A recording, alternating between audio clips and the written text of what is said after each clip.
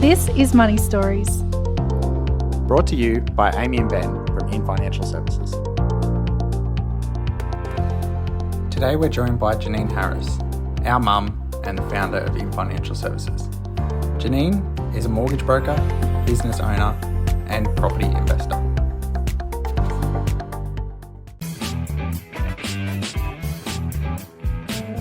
Alright, let's go. Hello, everyone. We're back for another episode of Money Stories. I'm Amy Harris here with Ben Harris. I'm Ben. And today we've got an extra special guest. We're talking to our mother, Janine Harris. How's your week been, Janine? Oh, busy. We've been doing lots of stuff. Yeah, it's been super busy with loans, which is great. And we've been talking about the LMCT Plus not sponsored giveaway, where they're giving away the entire block properties. There's 5 properties and you get all the amenities valued at about $20 million, or you can take the cash for $8 million. And I'm in the draw. Are you guys in the draw? I am in the draw. I'm in the draw. Again, not sponsored. Not sponsored. But what are you going to do if you win the money? Or if you get the choice, if you win? Oh, well, I'll have to give one house to each of you guys and then I might keep the other 3. So you're taking the properties? I'll take the properties. Yeah, cool. I don't know. The money does sound good. It is a lot of money, but I think I'd be taking the properties. It's a property. Who doesn't want properties? There's been a massive conversation that I've been talking about with everyone because I'm so interested to know what people would do. Yeah. Ben, how's your week been? Yeah, week's been busy, but it's been good and been getting ready for this chat with Janine, so it's been fun. Nice. All right, shall we get into it? Yeah, let's do it. Let's hear a story. Do it. So we're going to change the format of our podcast this time, and we're going to read the money story from our newly created Money Stories book. Woo! And Janine's going to read it for us, like a little audio book. It'll be wonderful. Thank you. Let me flip to my page. Where is my money story? Oh, here it is. Okay. All right, so take it away, Janine. Give us Thank your you. story. Okay. I grew up in a household where every cent mattered. My parents were master savers, relentlessly focused on paying off debt and building a future for tomorrow. They moved us from Sydney to the country to rent out their Sydney home, practicing rent vesting long before it became a trend. Their discipline and creative thinking taught me how property could be a powerful tool for building a better future. At 19, I started my property journey by buying a block of land and building my first home. It was exciting but challenging. I juggled mortgage repayments alongside costs like landscaping, driveways and fencing. Every dollar counted. When my home increased in value, I realised the potential of buying and building. So I sold it and reinvested to build again. At 26, I became a mum. In walks Amy. And my priorities started to shift. I didn't just want financial security. I wanted the freedom to create memories and live life with my family. By the time I was 26, I was debt-free and achieved home ownership. Oh, my gosh. That's I was so massive. excited. That is very exciting. But then it hit me. Without an income stream, I would always have to keep working. Now, how could I change that? That question led me into the world of property investment. I threw myself into learning. Books, seminars, magazines, anything I could put my hands on. I discovered the power of leveraging equity and realised how one property could lead to many, many more. I took the leap and built my first investment property. Honestly, it wasn't as scary as I thought it would be. Everything I had learned said the more you own, the better the growth potential. So I quickly followed it up with another. Spreadsheets became my best friend. I planned how many properties I would need, what kind of growth I would expect, and how often I should reinvest. Every year I adjusted the plan and tracked my progress. Watching my net growth grow was proof that the sacrifices were worth it.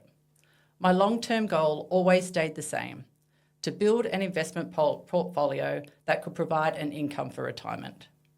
As my debt grew, I realised how important it was to understand loan structures and secure competitive interest rates. I needed to know how lenders worked, so I became a mortgage broker. It was a game changer. I learned how to navigate the system, structure loans effectively, and maximise my borrowing capacity. Of course, it wasn't all smooth sailing. I made mistakes along the way, but those lessons shaped my journey. Fast forward to today, I've bought, sold and invested in over 30 properties. 30 properties. That's a lot. Apartments, unit complexes, land developments and more. Property has become my way of life, giving me the freedom to dream bigger, live boldly and create incredible memories with my family. While I'm proud of how far I've come and what I've achieved, my journey isn't over and probably never will be because property has become a passion I truly love. The end. Yeah, wow. That's a great story. That is a great story. I do have one question. It's really going to put you on the spot here. Oh. If you had to name your money story, say it's a book, what would the title of your book be? Oh, if it is to be, it's up to me. And why is that? Well, I feel like when it's your journey, you have to be the one to decide what outcome you want. And so you're the one that gets there and pushes yourself to go that little bit extra and do those extra things to get you to the goal that you're wanting to get to. So, yeah, if it is to be, it's up to me. I love that. Well, I bet everyone has so many questions about that story and how you got to pay off your home by 26 and get over 30 properties during your journey. Yeah, definitely. Let's jump into it and get some questions and get some knowledge off Janine. Let's do it. One thing that really stood out to, I guess, both Amy and I was that you paid off your home by the age of 26.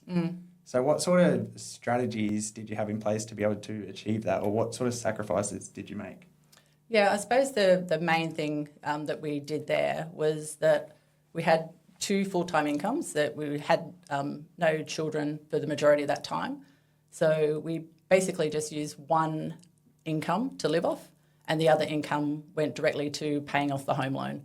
So, yeah, it was like one person was basically just working just to clear the home loan debt. Do you think that's something that people can actually do now, like given the cost of living? Do you think that's actually a strategy people could put in place? You may not be able to do exactly that, but you can still follow that same concept. You could get there and think, well, maybe I can't use my whole income, but okay, now let's divide it and let's look at, well, could I use half of it? Just restructure and reassess and just think, well, how can I get there and pay as much as I can off my loan as quickly as possible to clear that debt? So I'm not getting there and paying that extra interest to the bank, because no one likes to pay interest to the bank. Yeah. And so you would suggest to people to make a budget and track their expenses and figure out how much they can put towards their home loan?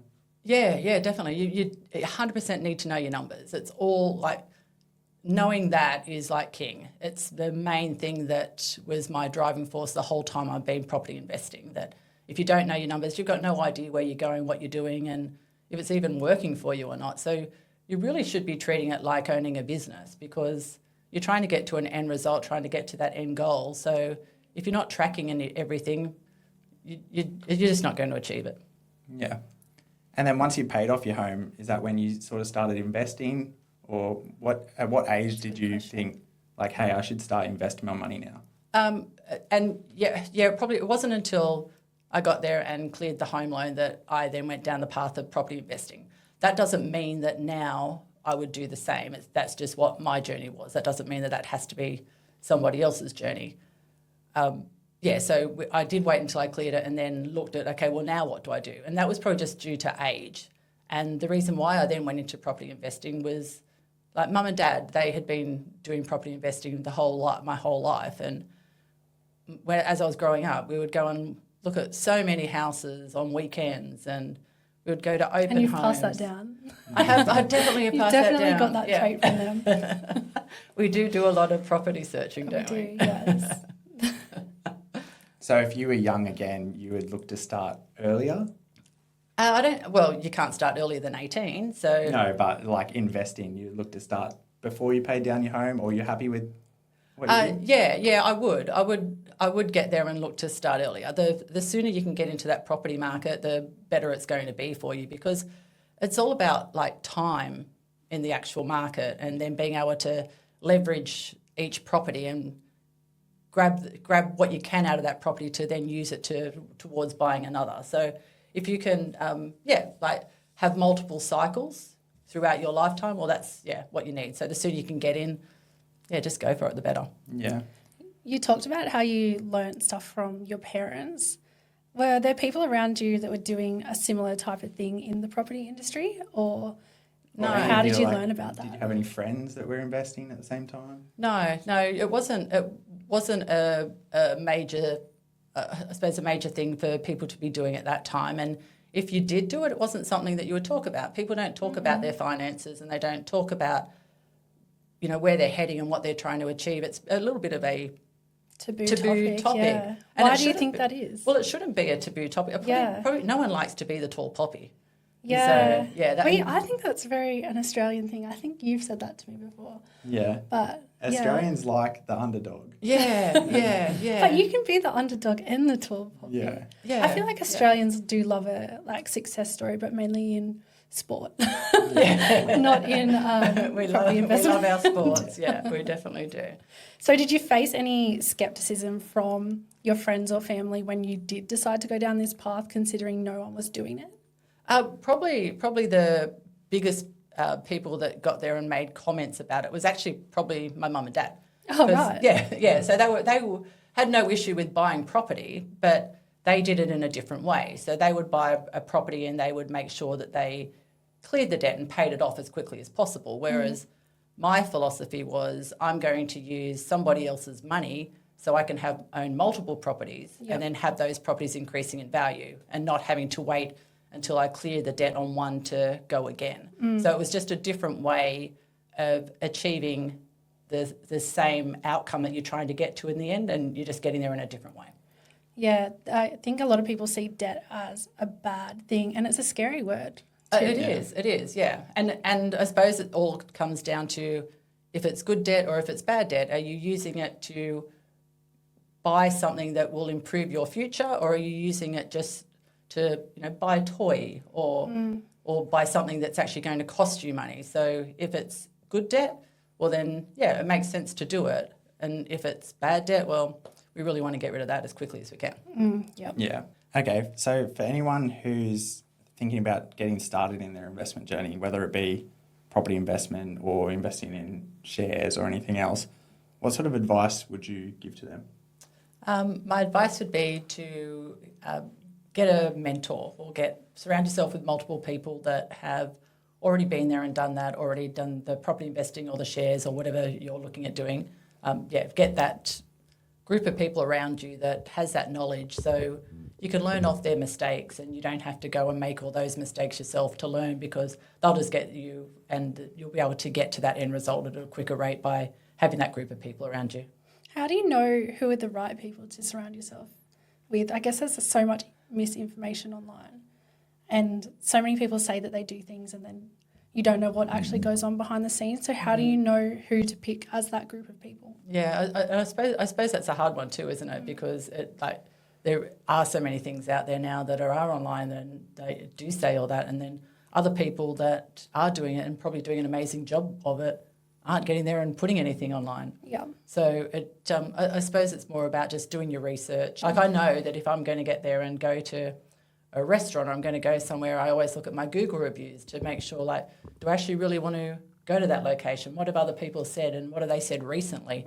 I don't care probably so much about what they've said 5 years ago, but what have they said recently? So, but when you're looking for a mentor, you're not going to go and look for Google reviews. So, I mean, some people do have reviews, if they've got a Google, a website or something. Yeah, definitely. Yeah. Some mentors would have reviews. But I mean more accessible people. Can you go speak to your broker, accountant, financial planner about this type of stuff? Yeah, well, you can definitely start there, and then if you had the conversation with that particular person and then you're not getting the vibe off them, you don't feel like that they've got the knowledge, it doesn't mean that you have to stay with them. You can have it then get there and have a look for other options. Just because you go to one person doesn't mean that that's the person that you then have to continue your life journey with.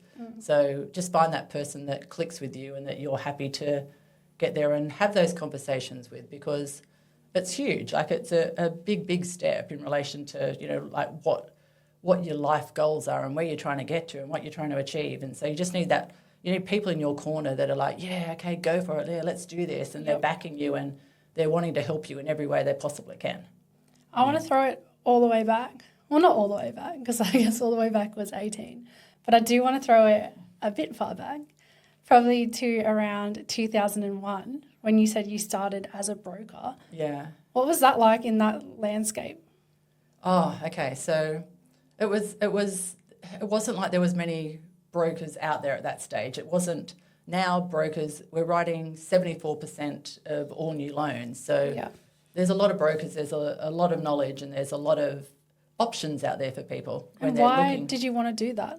Why did you want to become a broker? Because you don't know what you don't know. And so if I didn't know it, how could I get there and make sure that I've got the best plan to get me to that end goal? Yeah. So the only way I could do it was to go and research it and find the information. Because like I said before, my only mentor that I had in relation to all of that was my mum and dad, and they didn't like to borrow money. and so if you need to borrow money, well, how do you do it? You need to go and learn about it. Yeah, yeah. Another question that Ben and I, something stood out to both of us was, you've had over 30 properties in your lifetime that you've invested in. That's massive. It does. Why so many? It does seem like that is. Yeah. Like you think, well, why do you need so many? But No, more like, why all these different types of properties? well, in my situation, I've built and I have bought blocks of land and then I've subdivided them. I've bought commercial property. I've got there and bought houses and then renovated. I've just all the different types of ways that you can do it. I did to have a look to see, well, what is actually working best for me and what way do I like going? Like, do I like the development? Do I like house and land packages? Do I like off-the-plan purchases? Do I like doing them in my personal name? Do I like doing them in a company entity? What about if I did it in my self-managed super, what does that look like? So you had to do all these different things to get a feel and idea of what's going to work. And is there one particular type of property that has had the best return on investment for you, or is it all just trial and error depending on the market? I will say, and of course this just happens to be my experience, that the one thing that has probably worked out best for me was buying off the plan. I've done really well. That's very controversial. And that's exactly what I'm saying. That Because a lot of people don't like off the plan. A lot of people are very risk adverse in relation to it's pretty scary. You could get there and you could buy something off the plan. You can't get approval for it. You've got no idea if you're going to be able to get the money when it comes time for that property to settle. And so you're taking a risk. And so it's a little bit of I won't say gamble because I will call it a calculated risk. So you're taking a risk to think, well, am I going to back myself? Am I going to be in a situation where it actually gets there and is ready to settle and I'm going to be in a position to be able to purchase it? And if I can't purchase it, well, what does that then look like? Because you always need that backup plan. For sure. Yeah. And did you have any big aha moments that sort of made you realise the potential in investing in property? Because obviously you started and bought your first first investment property around 26, 27, but then since then and now you've owned 30 different investment properties. So you obviously thought it was a pretty big deal and you're pretty passionate about it. Yeah. You definitely have multiple aha moments as you're doing it, especially when you're doing it in all different types of structures and all different types of ways. And probably one of the good ones is that paid my home off. We then decided to upgrade and we bought another home that was bigger and then needed to have a loan on it. And then one of my investment properties, I was able to sell that and use the money that we had made from that growth in that property to then clear my home loan again. So now I'm back to no home loan. And you're like, okay, here we go. It's 100% working. These properties are doing exactly what I wanted them to do. They're growing in value and they're giving me that lifestyle that I want. And it's also giving me the ability to upgrade my home, but then it hasn't cost me a fortune to do it because I've been able to sell that property to clear personal debt and then go and buy another investment. I think there's a misconception around property investment and it being scary. Did you ever have points within your journey where you were terrified of the outcome? Yeah. Talk us through that. Yeah, and it can be scary.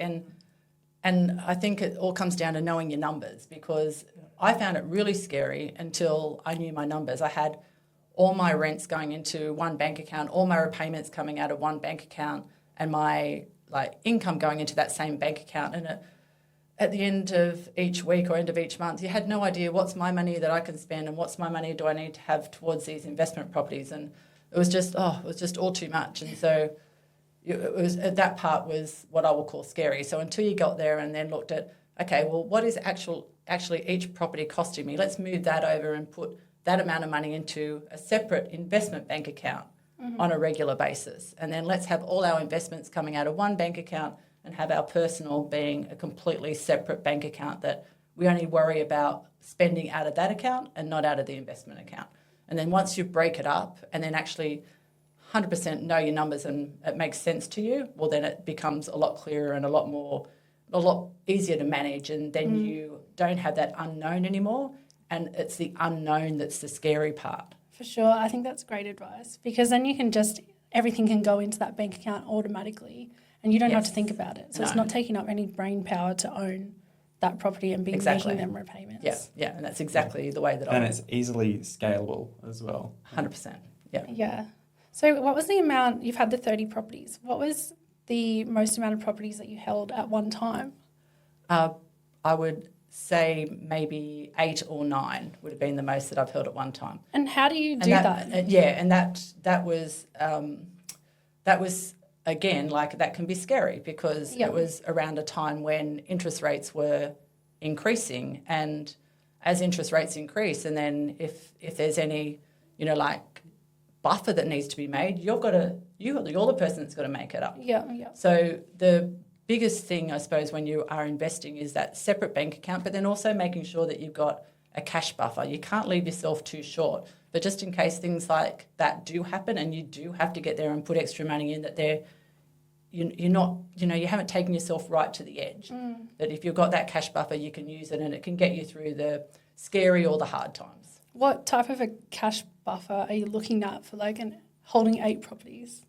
Yeah, so I always like to make sure that I had at least 3 months worth of repayments across my properties. And if I had that, well, then I felt pretty relieved, yeah. And then I guess, Ben, this one's probably for you. But how do you go from a loan servicing point of view to hold 8 properties? Is it easier to service investment debt? So I guess like Janine was saying, it's all about knowing your numbers and knowing what you can afford to do. So obviously there's different sort of loans that you can get. You can get principal and interest loans or interest-only loans. Yeah. So interest-only loans have a slightly lower repayment amount each month, and that's just because you're only paying the interest portion of the loan and not actually paying down the loan as well. Yeah. So there's a few different options for loans for investment purposes, but it's going to come down to knowing how much money you have to put towards that each week or each month. Or however you break down your budget. Sometimes it just really confuses me how it works, because obviously people come and get a loan for an owner-occupied house, and then a lot of people, their borrowing capacity is maxed out at, $800,000. So I don't understand how you go from, just having one house maxed out $800,000 and to having 8 properties. Yeah, well, when you buy an investment property, you're also getting rental return for that investment property. Yeah. So you are increasing your income by getting that rental return. Yeah. Plus the investment loan that you're getting is tax deductible because it's a loan for investment purposes. So that also helps come tax time and helps with servicing. But you're also right. You're not going to go from having a home loan of $800,000 to having 8 investment properties. No, it's still definitely a big deal. That's a huge jump that you've done. That's right. Yeah, and then it's all about having it occur over time, and having a home loan with $800,000. That's a big repayment. So unless you're on a really decent income, maybe buying a property in your own name may not be the best structure for you. Yeah. But then that doesn't mean that you can't do it, because it might mean that you've got money inside your super, and then you might be able to get there and look at purchasing a property inside your super, and then that gives you that leveraging factor in there. So it's not like just because one way isn't possible doesn't mean that there may not be another way that's possible. Yeah, exactly. And on your journey, did you put any properties in self-managed super fund? Yeah. Yes, I did, and yes, I will again. Yeah. Yeah. Okay. And I remember hearing something like the super fund has to actually pay for the expenses of that property. Yeah. So that's quite cool. Yeah, so everything associated with that property has to come from the self-managed super fund, because the super fund is a complete separate different entity. Yeah. You may be the director of it and you may be the person that ends up benefiting from it, but it's not actually your property until, it is your property because you own the super fund, but it's not in your own name. So it's not like something that you can actually go and access and do something with. So you on a can't get regular that, basis. You're not getting that rental income. You're not getting the rental income. No. Yeah. That's so interesting. Adding to the super pot. Adding it up for the retirement. Okay, we've got one last question for you. Ben, would you like to ask it? Yeah, so if someone was listening today and they're ready to take the first step or they're thinking about investing, what piece of advice would you give them all? The main advice would be just to find out what is actually possible. And then once you find out what's possible, then look at, okay, well, if it's going to cost me X amount per month, well, am I comfortable with that? Just because a bank or a broker or like a planner or someone says, hey, you can afford this, it doesn't really mean you can afford it. You've got to do your own research and your own numbers. So even you might even get there and think, well, let's say that property is going to cost me, I don't know, say $300 or $400 a month. Why don't I just get there and start by putting $400 a month into a bank account over the next 6 months? And if I do that and it hasn't changed my life, it hasn't changed what I've been able to do, and it just all happens quite easily and it's no stress to me, well, then maybe now I'm in a position to actually do that property. So surround yourself with people and know your numbers. And act. If someone wanted help with their numbers, could they go to their broker to get them to help break everything down? Yeah, a broker would be a great place to start. An accountant would also be a good place to start. A planner would also be able to help you depending. There's probably multiple places you could go depending on your mentor. A few different places you could go for that. Well, that's very interesting. Thank you so much, Janine, for sharing. That's okay, not a problem. I feel like you've got such a good money story and so many different insights to different ways to invest in property, and it's going to be very beneficial for our listeners. Yeah, just so many different options and different pathways, and yeah, it's really, really interesting to know. Well, I do like property. You do like property. And I hope everybody is going to like property. Don't be scared. Just do it. Well, we're going to finish on a little game. Oh, cool. It's going to be like a true or false situation. Okay, yeah, nice. So I'm going to present you with a few myths or statements about property investment, finance, or owning a home. Yeah. You've got to respond with either true or false, and then provide me with a quick explanation on why you think it's true or false. Okay. You up for the challenge? Yeah, good game. Bring it on. Alrighty, first one. You need a 20% deposit to buy your first home. False. Do I buzz in?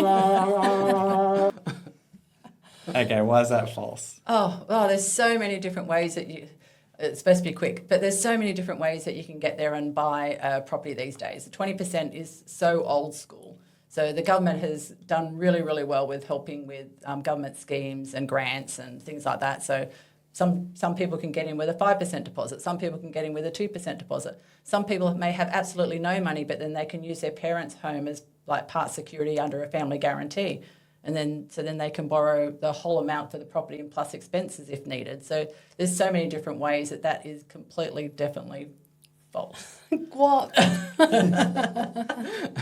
Okay, true or false? Property investment is only for the super wealthy.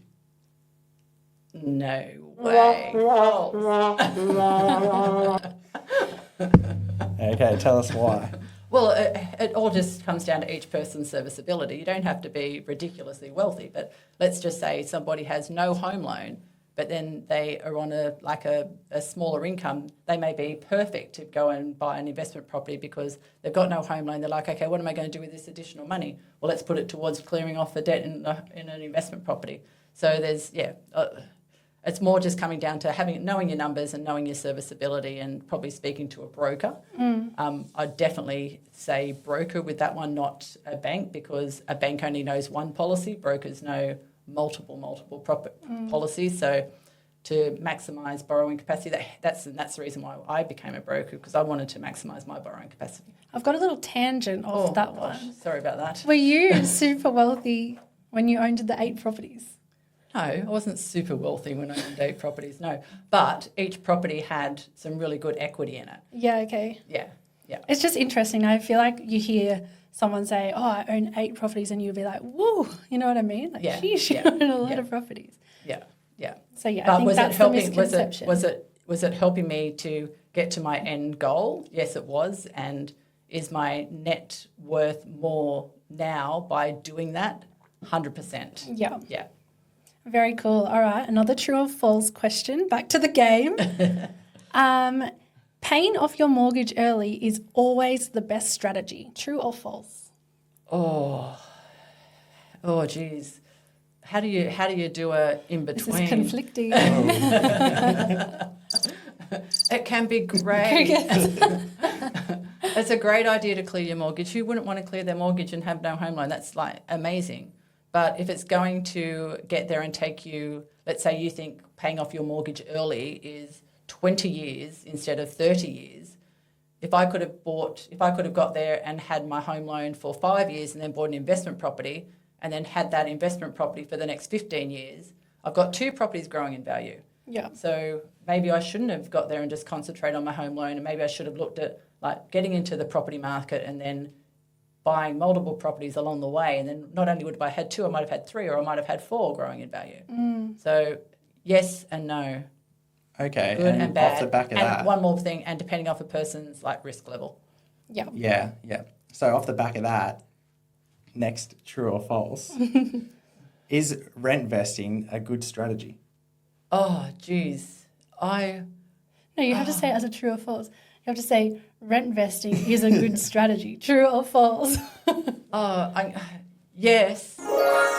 And for some people, it may not be. But Back to the question. but like my mum and dad, perfect example. They got there and they did this way before it was like even a name. You know, Yeah, rent vesting's a cool term. Yeah, don't you it's a think? great That's term. like some Gen It's Z a great slang. term. Yeah. But like to get there and think, well, okay, I'm going to go and move towns, and I'm going to live in a country town where rent's super cheap, and I'm going to rent out my property in Sydney, and so I'm not paying much for where I'm living, but I'm getting a really good return on my property, and then that's helping me get there and clear that debt, and then I can still go and move back there if I want to, you know, in the future, and that property is in a great location and it's increasing in value, and it gives me the ability to, you know, buy again and again. Well, it can be great. And it just depends on the person's situation, because somebody that has like 4 children with 3 dogs, maybe not as good, because they may not be able to get into the like a rental property. So it just depends on your situation. Yes. Well, we've got one last one. We polled our audience. Oh, nice. And someone submitted a true or false question. Cool. So the true or false question that they have submitted is, credit cards help improve your credit score. True or false? Oh, I'm saying false. All right, give us your story behind that. Oh, it used to be that banks would get there and they would say, hey, you know, have a credit card with us for 6 months or 3 months, and then off the back of that, like, now we can see that you've got great payment history, and so then now we're going to be more willing to lend you money, and your credit rating is going to be better because of you showing this great payment history. But now it's not really like that. Now it's like, okay, I've got a credit card. It might have a $15,000 limit, so now I have to get there and use that to have being part of my servicing, and so I now won't be able to borrow as much. And we're not really so much looking at what's happened in the past in relation to those types of things. So, oh, geez, if you don't need it, don't get it, because then you can't get in trouble. Because if you can get there and just pay cash for all your things, like obviously it's not like you go and physically get the money out from an ATM and pay anymore, but if you're just paying out as savings, well, you can't get into trouble. Yeah. So is credit cards bad debt then? 100%. Yeah. 100% bad debt, yeah. What can you buy on a credit card that's going to be good debt? Good experiences. Bad debt. Well, We love it, I but bad heard a debt. rumour that a long time ago you bought a property on a credit card. I did. I bought. Yeah, how I did. on earth did you buy it? Yeah, Did it have no limit? Yeah, I bought a block of land. I bought a block of land on my credit card. What? Yeah. How? Well, because I had the money And they just brought out their little FPOS machine and said, all right, tap the card. I had the money in a bank account, and then I found out that this company would get there and use that you could get there and pay for your deposit on your credit card, and then you could get some points because you've used. Oh my gosh, you would have got so many points. And so, of course, I'm going to ask the question like I always do. Hey, if I can pay for my deposit on the credit card, what about if I just buy the whole block of land on my credit card? And they're like, okay, you can do that. And so then, of course, I went and transferred all this money over onto my credit card. And then when they rang up, the money's there. And so it just got cleared straight away. And, yeah, life was good. And I did get all my points. So it was worth it. And did you fly business class after that? No, I've never flown business class. It is my on my bucket list. I definitely need to do that. Oh, my gosh. I would totally be flying business class if I got that many points. Yeah, you got to use up those points. What did you use them for? Can't remember. I've got no idea. New lounge. Selling glory. That's right. Probably something for you. True. I am an expense. Well, My thank biggest you. asset. Thank you so much, Janine. This was so much fun. And I think our listeners are going to get a lot of valuable information out of today's episode. Cool. Yeah, that was really good and really cool to hear your story. Awesome. Any last words? No, thank you for having me, and yeah. Enjoy the rest of your week. Okay, bye everybody. Bye. Thank you. This is Money Stories. Brought to you by Amy and Ben from In Financial Services.